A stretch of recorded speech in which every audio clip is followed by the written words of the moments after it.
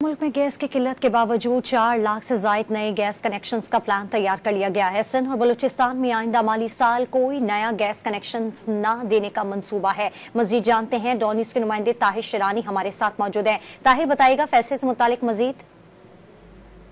देखिए, एक तो मुल्क में गैस की किल्लत है, नए घरेलू सार्फिन के लिए गैस कनेक्शंस पर पाबंदी भी आयत है और मौजूदा सार्फिन के लिए पूरी गैस दस्तियाब न होने के बावजूद वफाकी हुकूमत ने 1 जुलाई से शुरू होने वाले आइंदा माली साल 2024-25 के लिए 4,03,050 नए गैस कनेक्शंस का हदफ मुकर्रर किया गया है, जो रवा माली साल के नजरसानी शुदा हदफ के मुकाबले में 3,73,352 ज्यादा गैस कनेक्शन बनते हैं।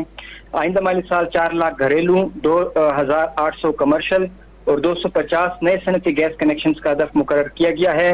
आइंदा माली साल सुई नार्दर्न गैस कंपनी यानी इस्लामाबाद समेत पंजाब और खैबर पख्तूनख्वा में तमाम 4,03,050 नए गैस कनेक्शन का हदफ मुकर्रर किया गया है, जिसके तहत 2,800 कमर्शल और 250 सनती गैस कनेक्शन को हदफ का हिस्सा बनाया गया है।